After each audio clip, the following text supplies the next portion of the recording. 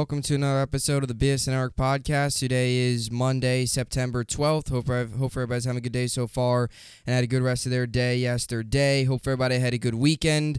It was the first full weekend of football. You had college games on Saturday. You had the NFL on yesterday, along with a lot of baseball on. Obviously, the Yankees and the Mets both have successful weekends. Yankees take 2 of 3 against Tampa, and the Mets regain the AL or NL East lead, I should say, over to Atlanta. But that's going to be a tough race. It's still going to be a battle till the end. They lose it, they get it back, but still going to be a tight race as Atlanta's not going to go away. Yesterday, Kenley Jansen blowing the save for the Braves definitely helped the Mets and helped their chances of, and helped their chance of getting it back and getting the lead back in a division. And a big week for the Yankees and a big week for the Mets. The Mets continue their week schedule as they play Chicago, then they'll play Pittsburgh. Yankees have a day off today. They'll be in Boston tomorrow for 2 games, and they'll have a day off. Then they play Milwaukee over the weekend, who's a good, solid team, and an opportunity for the Yankees as they're now up, 5.5 games with about 21 games to go, an opportunity to try and put this division away. You take care of business 2 of 3 against Tampa. You had 2 very big wins. Saturday, Kluber doesn't even get out of the first inning, and yesterday you put up the big double-digit, 10 runs. So you had a really good 2 days of baseball. I mean, they scored more points than the Jets yesterday. So you had a really good 2 days, and now you continue to build on that. You have an easy week. You have a day off on today, then you have a day off Thursday, and you have 2 games against Boston where, yes, it's on the road, and yes, it's Yankees-Red Sox, but you should be able to take care of business in those 2 games. So with that being said, got to get into a lot today. Yankees will have an off day today. They'll be back in action tomorrow, like I mentioned, against the Red Sox, and the Mets open up the series today at home against Chicago. So let's get into the topics for today's podcast. You know the drill. It's Monday. It's the first Monday after football. We're going to get into the NFL, get into the games, recap them all, get you the Jets, Giants, get you the embarrassment that was the New York Jets yesterday. We'll also get you my fantasy football recap and give you a little bit of advice or preview for tonight. A couple guys out there, Wilson, Sutton, a couple people wonder, should they start Sutton or Metcalf? So all those different things. We'll get you ready for that, and then we'll finish it off, like I mentioned, with the New York sports update. Yankees, day off tonight. They'll be back in action tomorrow against the Red Sox, and the Mets open up a 3-game set at home against Chicago after getting hit in the road for a couple weeks, or for a couple series. They'll be back home tonight against the Cubs, and their schedule's weak. I mean, they got to win these games. These are games you have to win if you're the New York Mets. And for the Yankees, you get a much-needed day off after a really big weekend of baseball, bounce back or kind of continue it, and get ready for tomorrow against Boston on the road in Fenway. So with all that being said, this is the BSN podcast, and let's get right into it. So yesterday was the first Sunday of football. You saw a lot of good. You saw a lot of bad. You saw a lot of exciting games. Steelers-Bengals was very exciting. Colts-Texans was exciting, even though it ended in a tie. The Giants game, and I'll get to the Giants here in a second. Cowboys-Buccaneers last night was ugly, but the Buccaneers found a way to win. Leonard Fournette with a big game, averaging about 6 yards a carry. So you saw a lot of good yesterday in the NFL. And you also saw a lot of bad, ton of missed kicks. And if you're a Jet fan, you saw the Jet game yesterday, and that would definitely go under the label of bad football yesterday for the New York Jets. And again, we'll get to the Giants in a second, and we'll get to Brian Dable, and we'll get to the big win, and the big road win, I should say, too. On the road in Tennessee, Mike Vrabel, good team, physical. On the road to get a win like that is huge for Dable, huge for the Giants, and the culture that they're trying to push. But for the New York Jets, yesterday was a complete embarrassment.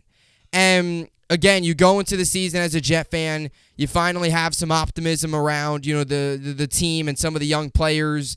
And yesterday, again, was just New York Jets football that we've seen for countless years, year in and year out.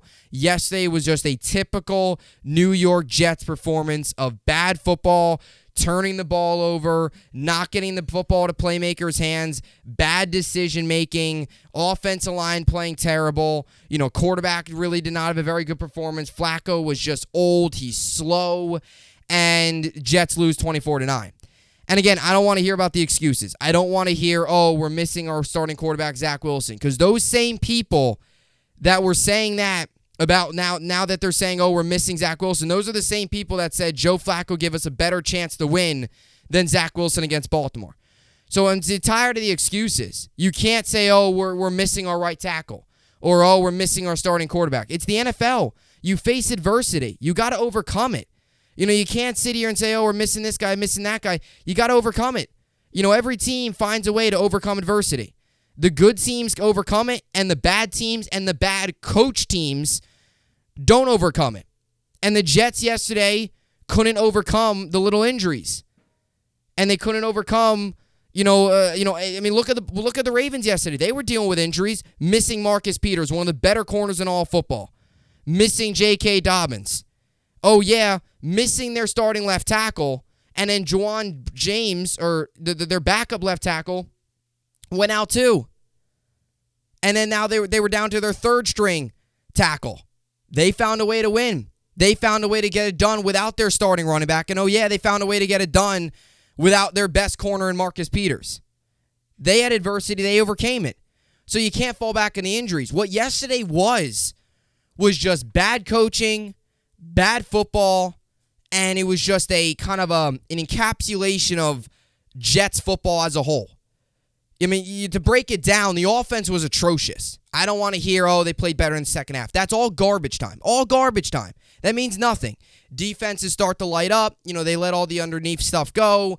It's garbage time.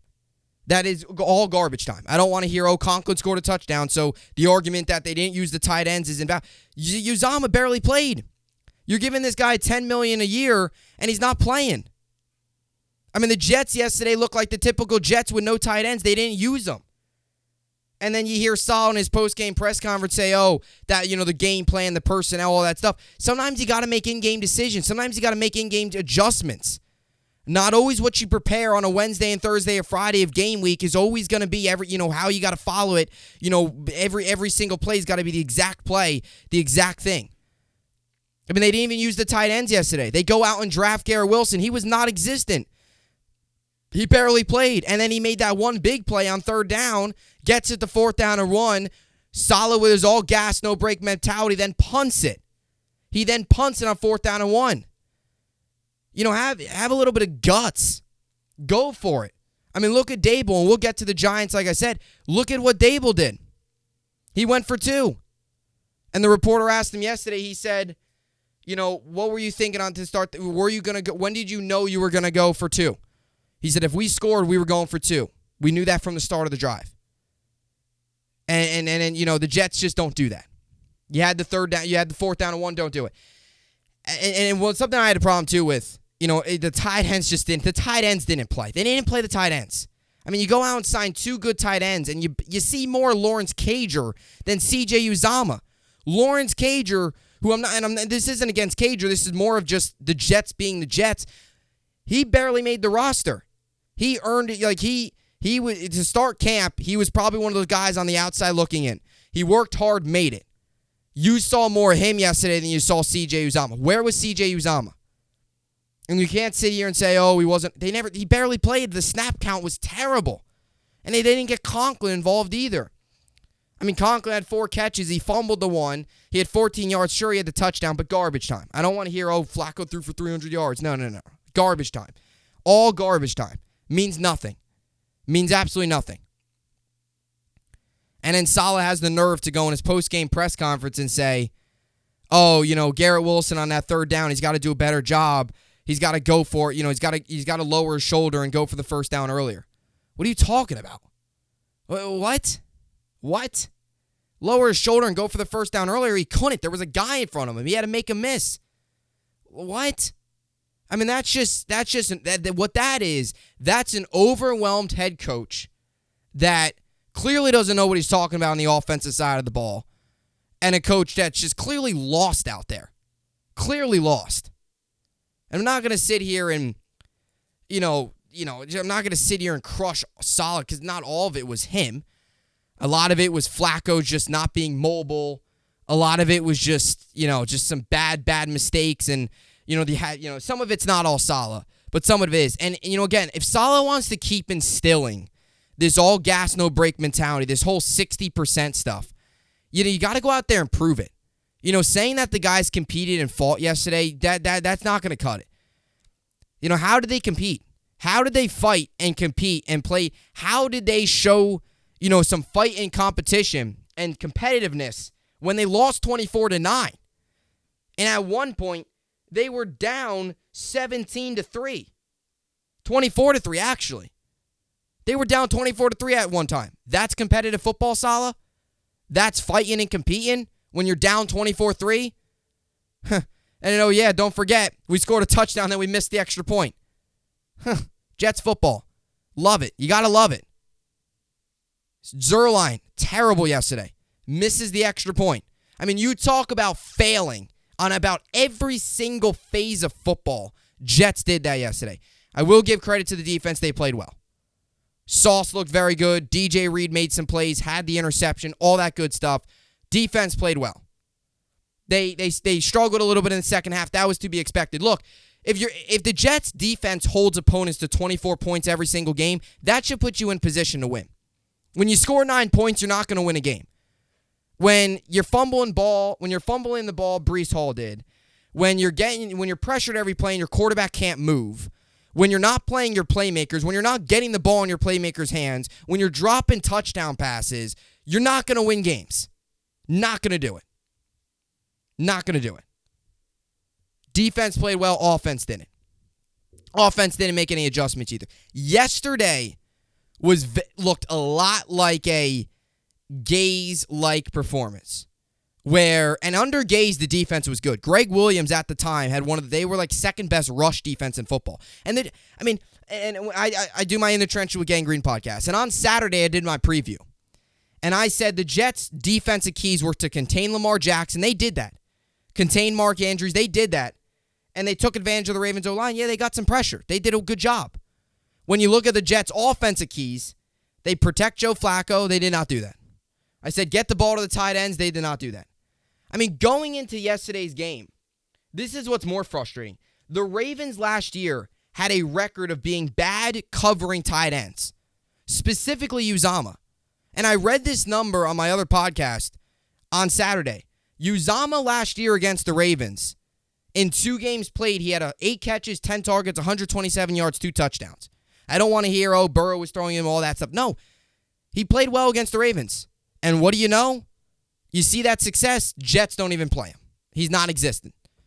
He's non-existent. I can remember a couple plays where you saw him out there, but other than that, he barely played. And when Conklin was in there, they weren't getting him the ball.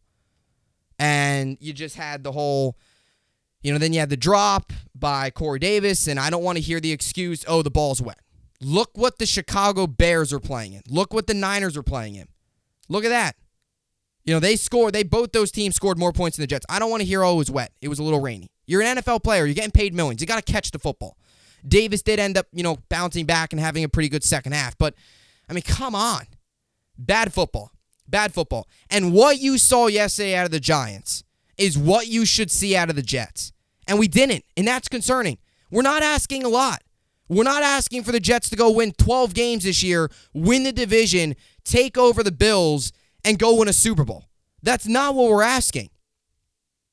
We're asking to be competitive, to be in games, to gain a little bit of respect around the league. And the Jets can't even do that. We knew yesterday, and this is another thing I have a problem with. You hear people say, the Jets were underdogs. Go out there and compete. The line was 6.5. The Jets lost by 15. Go out there and compete. Look at the other teams around the league. Bears knocked off the Niners. Lions, scored 35 points on the Eagles. They lost by 3. Giants went on the road and beat Tennessee. I don't want to hear, it was a tough opponent. Look around the league. There's bad teams or teams that are rebuilding or struggling that went out and competed and fought yesterday. Look at the Texans against the Colts. Nobody saw that coming. They tied, but hey, they competed against the Colts, who a lot of people think, including myself, are going to win the AFC South. Look at the Jaguars. Yes, they lost, but they were competitive. They were competitive against Washington yesterday. And then you look at the Jets. Non-competitive football, getting blown out, game over at halftime. I don't care if the score was 10-3 at halftime. You knew the game was over. They couldn't move the ball. They could not move the ball. And the Ravens got the ball at half. So you knew, that. And then the one play, too, where there was a couple moments in this game where there was a fumble in the second half. There was 4 Jets guys around the ball, and none of them can get the football. The ball's on the ground, and Michael Clemens overdove it. And then there was like 3 other guys there. I think Whitehead might have been there, a Joyner. They don't take advantage of that. You have the Breece Hall fumble, which is just a rookie mistake. You got to put the ball away. When you're getting tackled, the ball can't be all the way on your side. You got to put your other hand over and put it away. Come on, that's just a rookie mistake. Got to put the ball away. That's a stupid mistake, dumb mistake. Got to put the ball away. And when you force a fumble and there's 4 guys in the area, recover it. When there's 4 guys, including a defensive lineman, and the receiver comes in and grabs it, that's a problem. Or at least I think it was a receiver. I don't even know. But they recovered it. And then in the next play, I think, that was the next play, was the 55-yard touchdown to Duvernay, in which Joyner got burnt and Whitehead looked lost. Whitehead was like jogging. Like, what are we doing? And in the touchdown prior with Duvernay, Whitehead was like, he was behind him, and Whitehead never even picked him up. It was a crossing route. It was a route across the middle. It was like a slant. It was like a 5-yard slant. Whitehead, safety, drops down. Balls goes over his head. You got to stay back. And the ball went right over his head, and he wasn't even like, it was like Duvernay, like he was supposed to pick that guy up. He didn't. And then there was busted coverage in the secondary when he went 55 yards downfield. And what I had a problem with was Whitehead was like jogging. And again, I know play was basically over, but why are you jogging? The ball wasn't in the guy's hand. Why are we jogging? So it was tough, really bad. You have the 1 second down and like 15 where the Jets then ran it. And that's Adam Gase. That is Adam Gase written all over it. Running the football on 2nd down and 15. Then there was a screen pass on like 3rd down and 15. I don't like that conservative football. You're losing by, I think at that point it was like 17-3, 24-3. You're losing by 21 points. Take a deep shot. Why are we throwing a screen pass on 3rd down and 15? So we can gain 9 yards, pad the stats a little bit, punt the ball. And don't even get me, it started with Braden Mann with his stupid 23-yard punt or whatever he had. Our punter stinks. Our kicker stinks. Our special teams is terrible. Our offense looked awful. I mean, our offense yesterday, it was so clear that was a 37-year-old Joe Flacco running the offense. That was so obvious. They got, and again, I don't want to hear, and this is what I don't want to hear. Like, I get it. I understand that the Jets were getting dominated, the offensive line. Max Mitchell had a bad day yesterday. I get that. And, I understand you don't want to sit here and make excuses, but they were playing bad, right? And stuff like that. And it is fair to say, oh, well, how would Mike White how would Mike White do under pressure? Would he do any better than Flacco? I get that. But Mike White's more mobile. Mike White's younger. Mike White would be able to get out of the pocket. Flacco can't move. He's like the Statue of Liberty in the pocket. He can't move. I mean, the one play that really hurt your brain was when Flacco rolled out of the pocket, was chugging for his life, and got 1 yard. Or I don't even know if he got a yard. He got back to the line of scrimmage. He was chugging for his life. He was getting chased by a bear, and then he stepped out of bounds, and he got back to the line of scrimmage. That was about as bad as it got. That was so bad. And he had a couple plays where he was spiking it into the ground. Like, I don't want to sit here and say that he doesn't care, but in terms of energy, in terms of a guy that's going to go out there and truly put their body on the line and, like, compete and fight and just, not, kind of, because it was slow. Like, the energy was slow. And he said that yesterday, too. Flacco said that. And I was actually glad he said it. He was kind of putting a little bit on the offense. Like, look, we were bad. Like he was kind of admitting that. Saleh said that they compete and fought, and which is just terrible. I mean, it's just terrible. And what, kind of shift gears now into the Giants. Saleh talks about the all gas, no break. To then go into his press. You got to hold players accountable. I say it all the time. It's my biggest issue with Aaron Boone. He doesn't hold players accountable. And that's a big issue I have with him. I'm not one to say fire Boone. I hate Cashman. I think it's a lot more Cashman than Boone. But I've always said that about Boone. And I've always said that now about Saleh. And Steve Nash, the same thing. I mean, basketball's a different world, okay? He's not going to publicly criticize Kevin Durant. Basketball is a weird sport. Different world. Hockey, for the Rangers, Gerard Gallant hold guys accountable. Capo Caco, kid line was struggling. Healthy scratch. Put in another guy during the postseason. That's holding your players accountable. He did it in the postseason, right? It didn't really work out because the Rangers end up losing. It wasn't like Dryden Hunt came in and made a big impact. But holding players accountable, Sala doesn't do that. And I thought we were going to get that out of Sala when we hired him because Gaze never. All you heard from Gaze was good week of practice. We fought hard. We competed. We're getting that again out of Sala where we competed. We fought. I mean, all gas, no brakes, 60%. Yesterday was none of that. They didn't compete yet.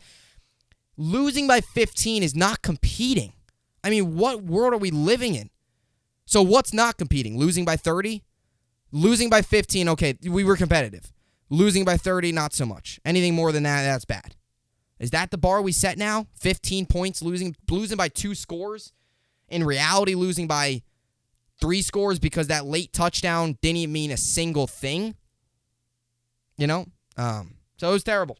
And I'll tell you what, puts a lot of pressure on the Jets next week. You got to be competitive. You cannot possibly go into Cleveland, get smoked, lose like 31-7, and that's going to be bad. Really bad. Because then guess what? You got Cincinnati after that. And I know Burrow threw 4 picks, and he had a fumble, and he had 5 turnovers. I get all that. I know they lost. But you're not going to get that Burrow every week. It's just not going to happen. Steelers are a very good defense. You got to give credit to them. Mika Fitzpatrick played great. TJ Watt played great.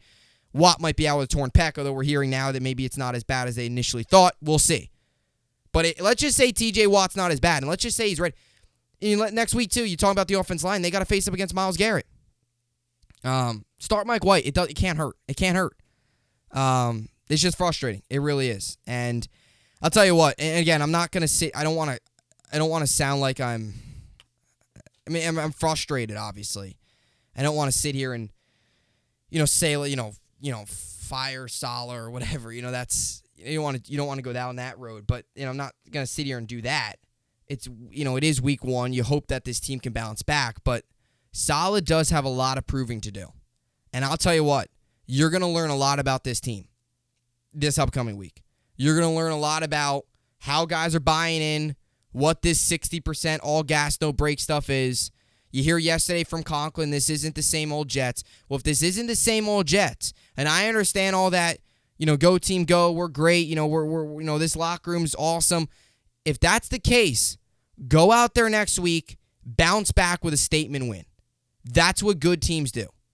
Bad teams are going to go out there next week and get smoked. Right now, the Jets are a bad team, and we're fully expecting them to get smoked next week because that's Jets football. But if you want to change the narrative a little bit, the narrative won't fully be changed until you start consistently piling up good games in competitive football. But if you want to at least go out there, and if Sala wants to regain Jets fans' trust a little bit, again, if they win next week, we're not going to throw a party down the Canyon of Heroes like we just won the Super Bowl. No.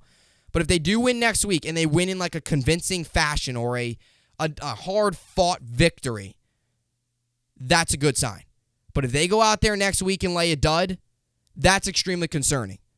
Because now you're like, all right, you lost week 1, you lost week 2, now you got to play Cincy. And it's like this whole all gas, no brake, this whole culture thing. If you really want to change the culture, you can't get blown out week in and week out. You're not going to change the culture if you're getting blown out every week. So go win a game next week, bounce back, get this bad taste out of your mouth, and go from there. And as for the Giants, it was a good day. And if you're a Giant fan today, you have every right to be excited. You have every right to be excited. You have every right to be pumped. You have every right to celebrate. Giants were phenomenal yesterday in terms of just late in the game. Sure, it wasn't the prettiest of games ever, but look, it was it was a tough win. It was on the road. It was against Tennessee. All those things are great. And what the Giants did yesterday is just a sign of a change of culture. Brian Daboll was very, very gutsy in going for the 2-point conversion, giving the ball to Saquon Barkley, who, by the way, was phenomenal yesterday, played very, very good. And that's a positive sign for Giants fans. And I've always said that with Saquon. And I'll continue to say it about Saquon. And I'll say it about Christian McCaffrey, too. it's not a lack of talent with those guys. It's just injury. And I've never really always said that Saquon Barkley's not the same player. I've always just said, can he stay healthy? And sometimes guys just can't stay healthy. If Saquon stays healthy, he's one of the best running backs in football. And what we saw yesterday was a healthy Saquon, a Saquon that maybe went into the game with a little bit of a chip on his shoulder. It's kind of been a long past couple years where people have kind of called him a bust, written him off. Played great. Again, and I had a lot to say about the Jets. The Giants, it's short and sweet because their coach showed you that they have a legit coach. I know it's only week 1, but again, even just him dancing in the locker room, the reporters asking him a question about, when did you know we were going for 2? And he said, I knew it right when we got the ball. Or right when we got the ball, if we scored, we knew we were going for 2. That is a coach that wants to win. That's a coach that's changing the culture. That's a GOAT coach. And this is something that I think, I forget who said it today. I heard somebody say it. It was somebody today I heard say it. That is a coach who is playing to win, not a coach that is playing not to lose, if you know what that means. Like Dable was playing yesterday to win that game. Joe Judge, he was playing not to lose. Like last year when they were backed up in their own end zone and they were QB sneaking in on 3rd down and long so they can get a good couple more yards to give their punter more room. That's playing not to lose. Yesterday, Dable, that's playing to win. That's going out there saying, look, we're going to be gutsy. We're going to, if it doesn't work out, it doesn't work out. We're going to go out there, give it everything we got. We're going to go for 2.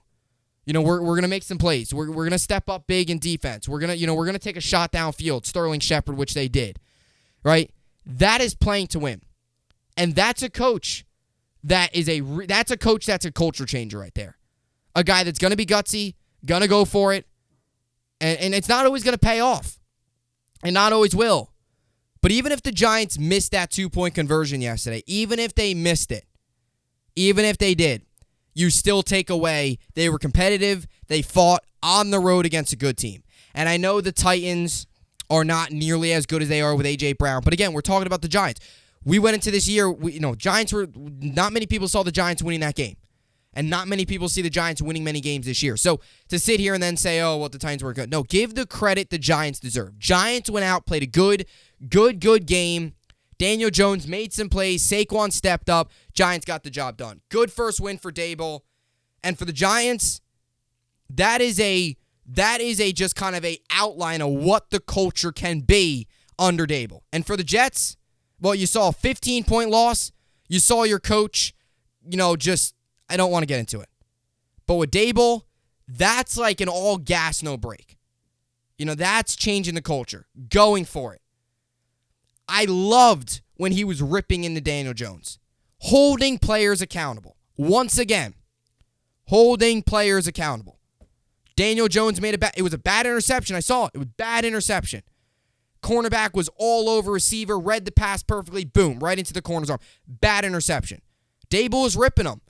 Because at the time in that game, that was a pretty costly interception in the red zone. Dable was ripping him. He didn't go and say, hey, look, it's all right. Don't worry. It's okay. No, he ripped him. Because that's a bad pick. That's a bad play to make. And also, it shows you that he has a belief in his players. Because he knows Daniel Jones can be better than that. And Daniel Jones played well. And the Giants win. So it was short and sweet. You saw a lot of good things from the Giants yesterday. And I know it's only one game. But you got Carolina next week, who is fresh off a loss against Cleveland. At home. And I'll tell you what. MetLife Stadium is going to be pretty loud. Because after seeing that win yesterday, you're going to get a lot of Giants fans showing up to that game next week. Rightfully so.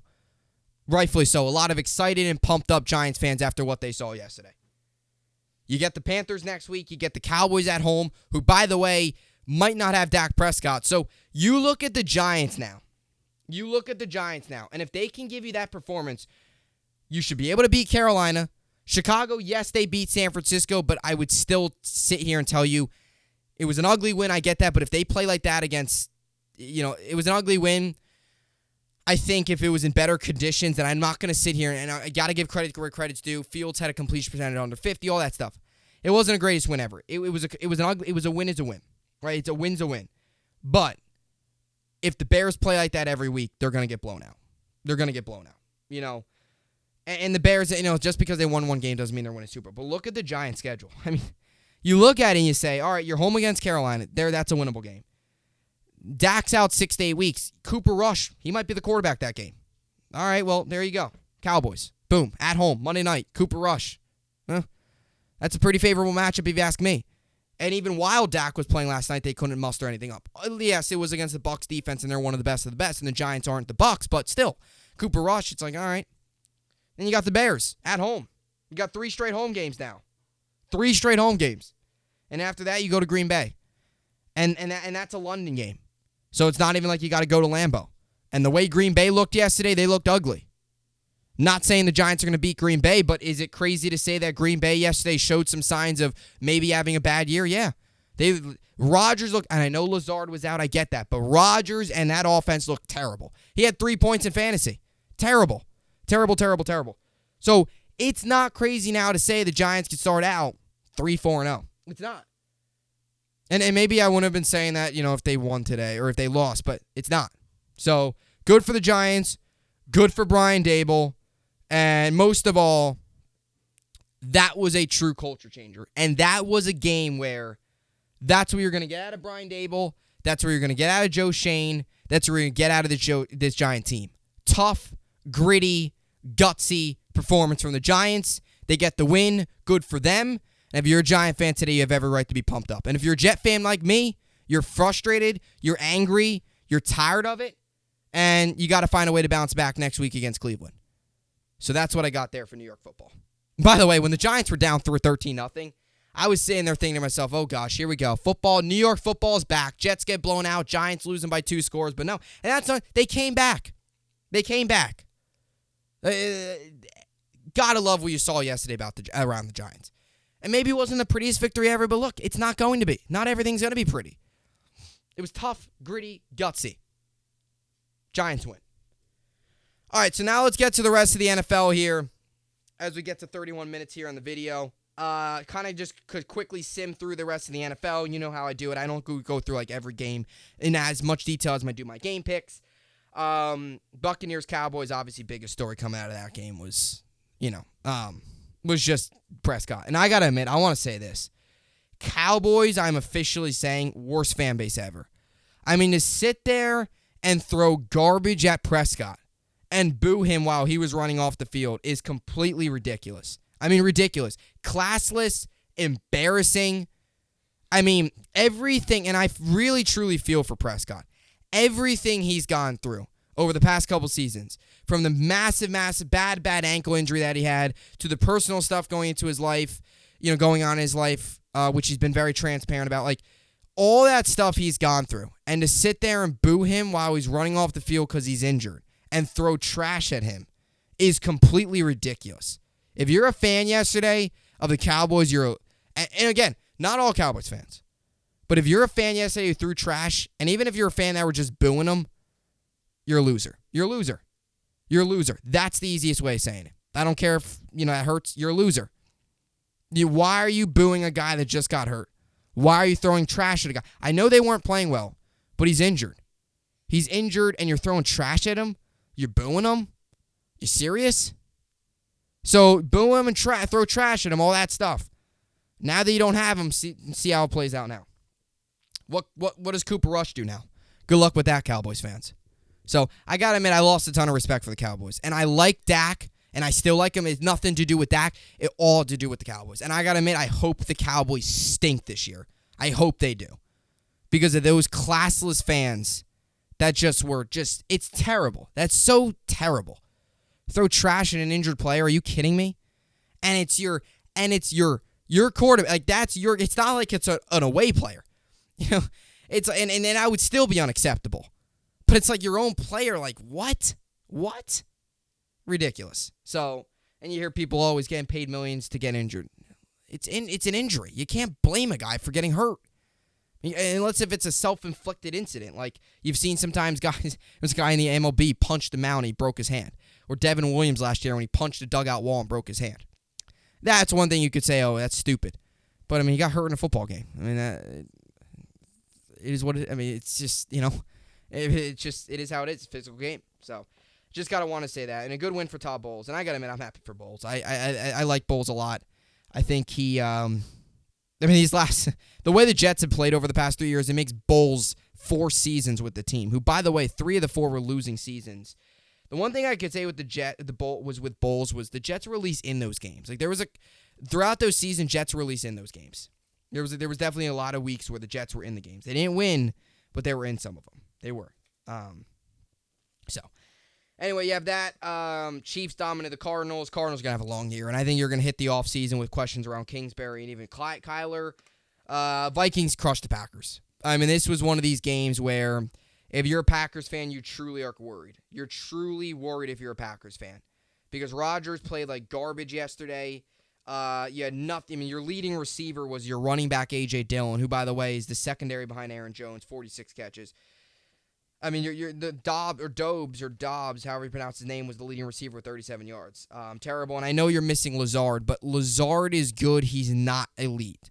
You know, it would be one thing if Devontae Adams was missing and Allen Lazard was missing and sit here and say, oh, the Cowboys lost.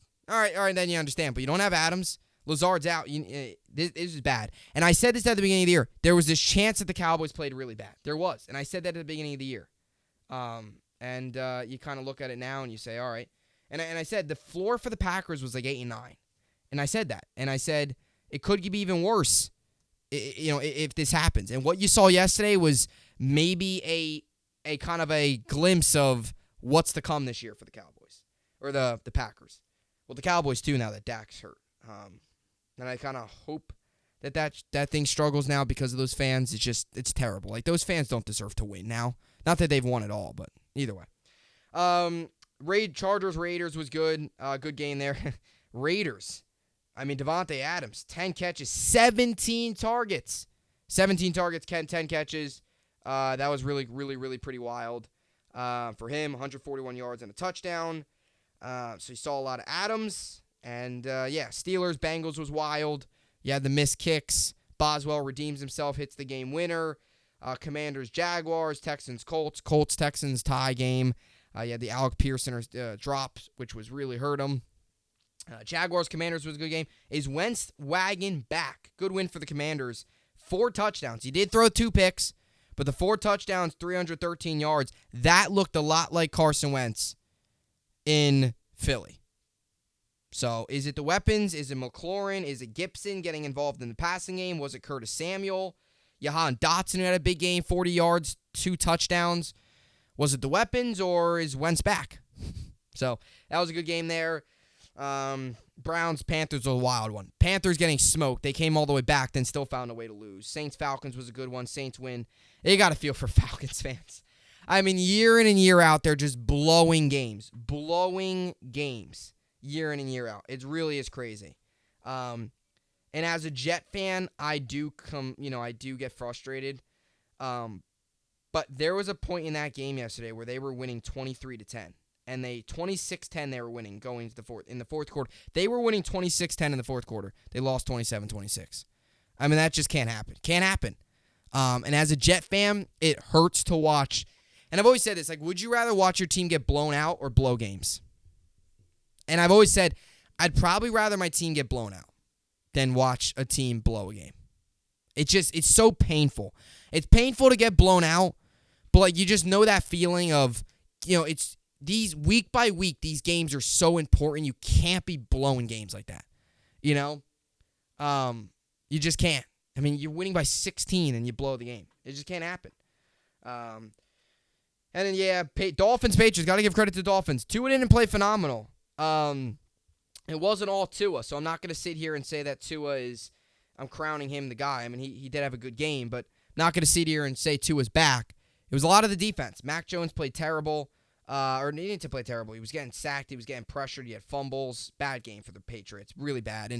And yesterday was kind of the first sign of the Patriots. I know you saw partial of it, with the Cam Newton era, but then last year it bounced back with Mac Jones. Yesterday was kind of the first sign, like, they're missing Brady. Missing him big time. And Belichick might not be as good as we thought he was with Brady. That's how I see it. So, Bills, Rams, like I mentioned, that was Thursday night game. So, a lot of good games overall on the week with my game picks. I went 8-7. I got the Buccaneers, Cowboys game right. I got the Chiefs, Cardinals game right. I got the Vikings, Packers game right. I got the Jets-Ravens right, which I didn't want to get right, but I did. Jets football, frustrating. I got the Giants-Titans game wrong. Got the Raiders-Chargers game right. Got the Steelers-Bengals game wrong. Colts-Texans wrong. Commanders-Jaguars right. Eagles-Lions right. Got the Browns-Panthers wrong. Got the Saints-Falcons right. Bears-Niners wrong. Patriots-Dolphins wrong. Obviously, Bills-Rams right. So 8-7 on the week, and tonight we still got a Monday night game to improve that record. So either 8-8 or 9-7. So we'd like to start 9-7, get above 500. And tonight's game, Broncos-Seahawks. Russell Wilson's first game as a Bronco, and his first game as a Bronco is back in Seattle, his old home. So a fun storyline there. 6.5-point favorite Denver Broncos visiting the Seattle Seahawks. 6.5-point dogs at home. 8:15 Eastern ESPN. Over-under is set for 44. 87% of people got Denver winning this game, and I got to admit, I agree. I think Denver wins this game. I don't think this is a very surprising pick. I think Denver's the better team. Here's my thing with the Seahawks. Don't have a quarterback. Running back's questionable. Receiving core is interesting because you don't know what you're getting out of your quarterback. Your tight end position's all right. Defense is terrible.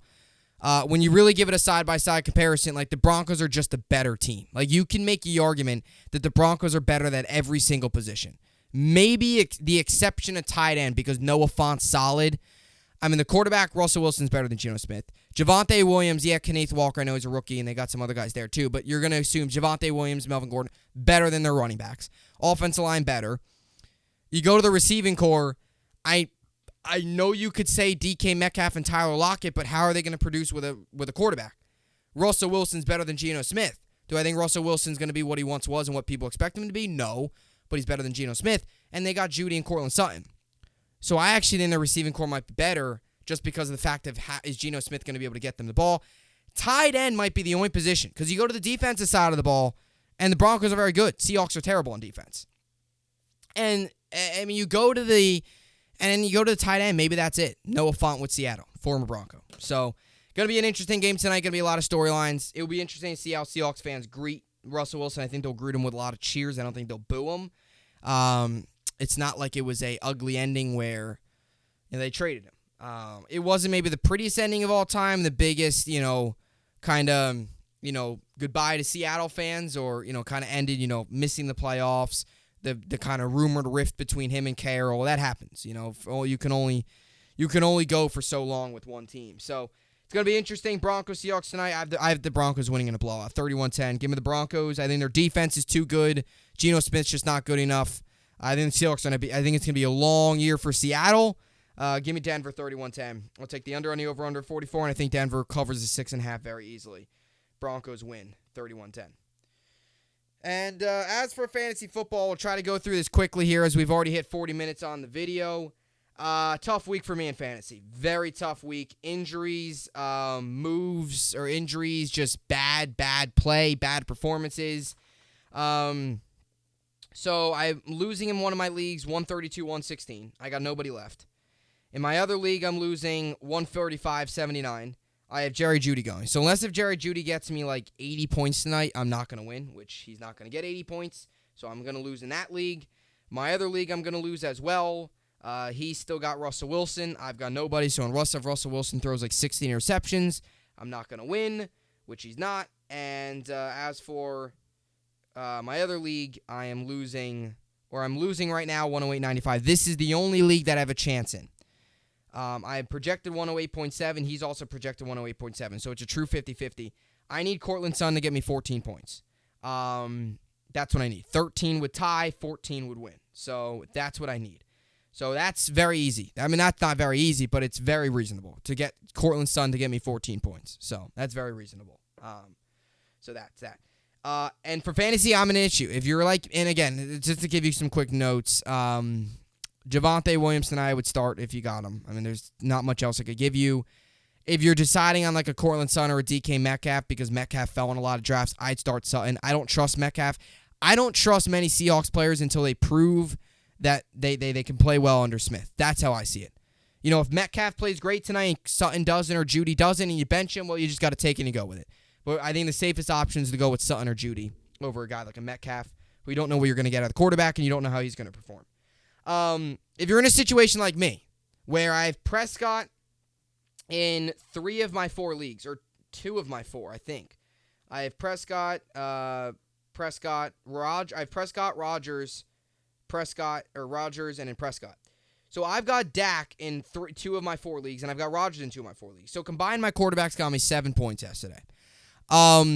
If you're in a situation like I am, one of my leagues I have Matt Stafford as my backup for Dak. My other league I don't. I do have Kirk Cousins as a backup for Rodgers. I'm going to give it about one more week with Rodgers. If he struggles next week, I'm going to put in Cousins because it's going to be like that. You know, fantasy football is one of the things where you can't sit there and just hope that the quarterback finds, catches fire. It just can't happen. You can't do that way. So that's how I would see it. Keenan Allen's also hurt. He probably won't be ready for Thursday night. So that's an interesting thing there too. Carson Wentz could be an option off a waiver wire. If your league's not incredibly deep, Stafford might be available off a waiver wire. If you're in a 12-man league like I'm in, 3 of the 4 of my leagues are 12-man leagues. Only one of my leagues is 8-man league. After what Wentz did last week, it's not a bad pickup. And you also have to realize, too, the Commanders next week play Detroit, who let up 38 points to the Eagles. So, you got to say to yourself, all right, there's a good chance they can go out there and win that game. So, Wentz could be an option, but if you're in a situation like I am, bad quarterback spot right now. Rodgers played terrible. This might be a theme, and Dak's out 6 to 8 weeks. So, tough week for me in fantasy. I'm going to go at best 1-3, at worst 0-4. 4 fantasy leagues. If I lose in all 4, that's pretty bad. I need Sutton to get me 14 points tonight. It's definitely possible. We'll see how it plays out. So, hopefully Sutton comes through. He's projected 12.8. Hopefully he comes through with a good game. And we'll go to baseball here quickly. I clinched the first round bye in my main baseball league, so I got nobody playing there. I have players playing, but I'm not playing against anybody. In my other league, I'm currently in the playoffs, and I'm winning 316 through 239. So fantasy baseball is going well. For fantasy football, from an injury standpoint and a result standpoint, not so much. Not so much at all. All right, so now let's get to the games tonight. Couple baseball games on tonight. Not a ton going around with the Yankees. Obviously, they have a day off. Rangers, Marlins concluded. You got the Guardians, Angels, Tigers, Astros, Reds, Pirates, Blue Jays, Rays, Marlins, Rangers, second game of the doubleheader, Diamondbacks, Dodgers, Braves, Giants. And you got the Mets, Cubs. 7:10 Eastern, S&Y. Mets come into this game 89-52. Cubs come into this game 58-82. Second game of a 3-game set. First game of a 3-game set. Cubs got Assad on the mound. He's 0-1 with a 2.94 ERA. And the Mets have Chris Bassett on the mound. He's 13-7 with a 3.24 ERA. Over-under set at 8. Like I mentioned, Yankees with a day off. They'll be back in action tomorrow against the Red Sox. And the Mets will open up a 3-game set tonight at Citi Field against the Cubs. So that's what's going on. So football tonight. Looking forward to that. Looking forward to watching Broncos Seahawks Monday Night Football to cap off week 1. And then Tuesday, focus shifts to week 2. Focus shifts to Cleveland for the Jets. Focus shifts to Carolina for the Giants. And for fantasy football, you move on from week 1. Put all your waiver wire moves in tomorrow. Get them on Wednesday. And you go from there. Then Thursday, it's just a cycle, endless cycle. And I love it. Football season's upon us. And so that will do it. As always, enjoy the game tonight. Whether you're watching baseball, whether you're watching the Mets, watching the football game, I'll be watching Broncos, Seahawks, whatever you're doing. Enjoy it. And, as always, thanks for watching. As always, I will see you all back here tomorrow. Hope you enjoyed it. And thanks for watching. Quick thing, actually. Due to my scheduling, just watch out with the pods. They might be more Monday, Wednesday, Friday now. If I could try to fit videos in, short ones here and there on Tuesdays and Thursdays, it might work. But I'm thinking about maybe every other day just because of the schedule and the time of year, Monday, Wednesday, Friday, which would give me Football Friday. It would give me Monday to be my recap, and Wednesday would kind of be any news during the middle of the week. So that's possible. So just keep your eye out for that. But it's not, it is going to try to be Monday, Wednesday, Friday, 3 days a week instead of all Monday through Friday, but I'll try my best to get as many videos out there. So that's just what I wanted to say quickly there. Might still make some short videos on, some of these other days as well. So anyway, that will do it. As always, see you all back here tomorrow. Hope you enjoyed it, and thanks for watching.